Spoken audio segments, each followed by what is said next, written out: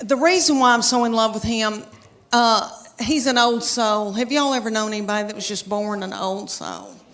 He was born an 80-year-old man.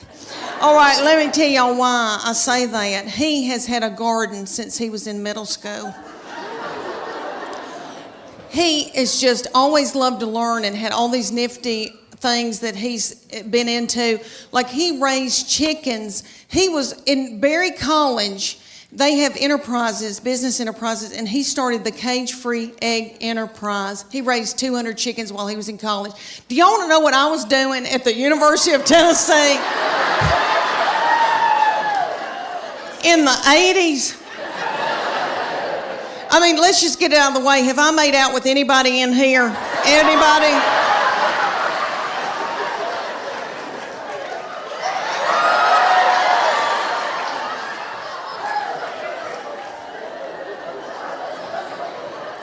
I was in terrible sin. And I was down at Gabby's on the Strip. I don't know if any of y'all remember that Sodom and Gomorrah. I was dancing to Prince, but anywho. So anyway, all right, so he had his own garden. He now cans his own food. He can can food. Are y'all listening to me? He loved favorite music that he loved. So I brought him to Dr. Ralph Stanley. I don't know if y'all remember Dr. Ralph. He just passed away, 90-something years old, godfather of mountain. So I brought my son to the Bijou to see him. They propped little Dr. Ralph up on stage. Looked like he had a permanent. Almost threw my panties at him because that's what you do at Tom Jones. Anywho, so we're sitting out in the audience while Dr. Ralph's up here singing, and I thought, how many teenage boys are listening to this? Gospel bluegrass. What are they listening to, real teenage? You know, all right, Waka Flocka Flame. Rihanna, Lady Gaga, all that nasty goings on.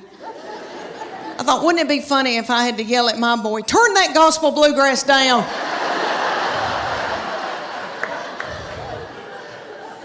You're out of control. If I hear, I saw the light one more time. So this baby, let me tell y'all about her. I have treated her different from all the other ones, honey, because, all right, everything that she'd do, like she'd start crying when she's a baby, because babies, you know, the third, fourth, and fifth, you know, they cry, and you just let them. And I'd be like, what's she crying about? She wants your toy? Well, just give it to her.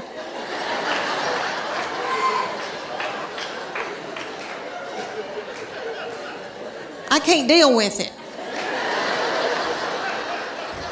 I remember saying, I swear, I remember saying one time, you want those knives to play with? Okay. What? Okay.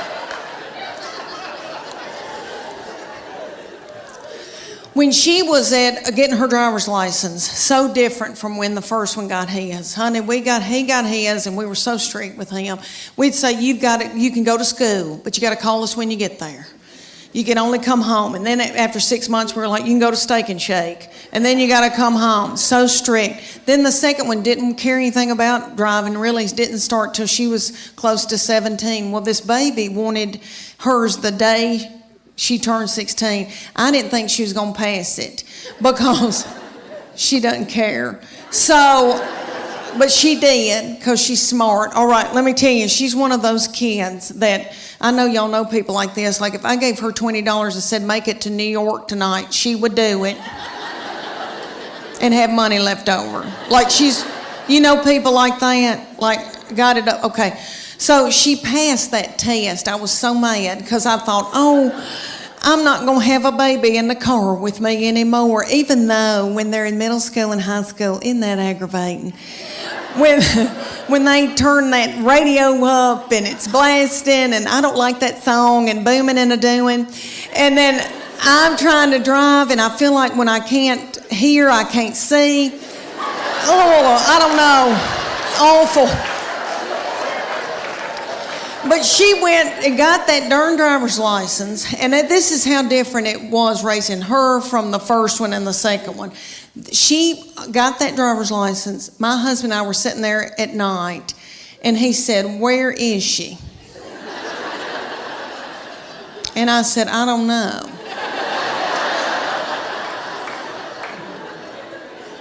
And he said, "Does she have any money?" And I said, "I don't know."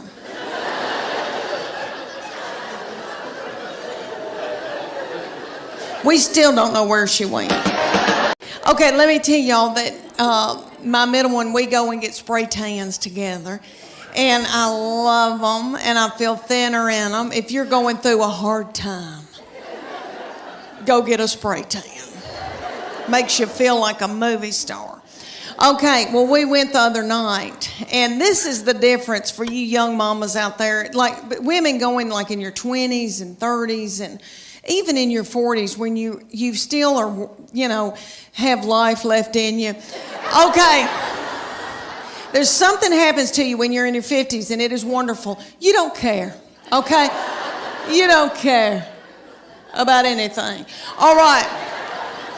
We go to get a spray tan, and y'all know about Snapchat. There's a thing called Snapchat where you can video somebody and send it to your friend. Okay. Or send it out to the world, I guess. All right. I'm completely naked with a plastic bag on my head. In the spray tanning thing, and it's like a car wash. It does this. And then you do.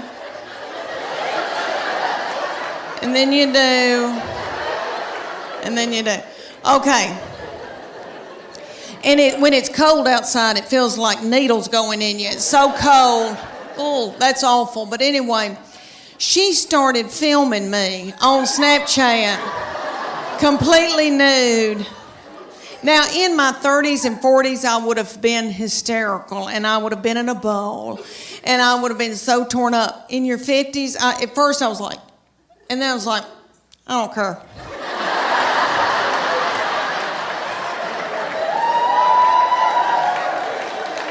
I think I may have gone. I don't care. I don't care. It's a wonderful feeling. I hope y'all can all get to that one day where you don't care. Honey, it's wonderful. So I found out in the United States there's called competition cheer. And we have it here in Knoxville. It's called the Sharks.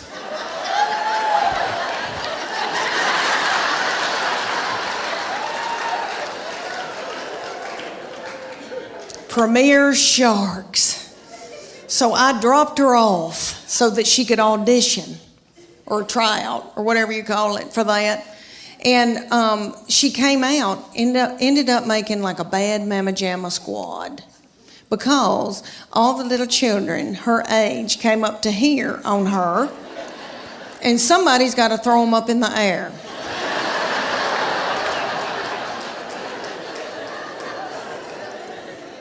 So they said, oh my gosh, we want her so bad.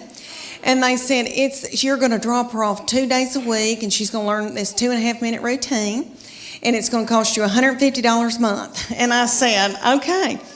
And then they said, there's a uniform that we're going to order for her, and it's sequin up the sleeves, and it comes right here, and it's going to expose her stomach, and then it's going to have a tiny little skirt with it, with a slit in it, with a glitter panty underneath it. And that's $300. And it comes with its own bag of makeup and a bow. And I called it a whore outfit.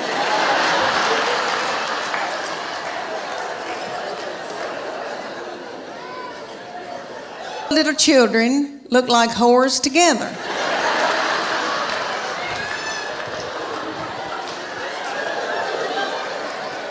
And they said, y'all are going to travel to faraway lands, and you're going to compete against other little whore children.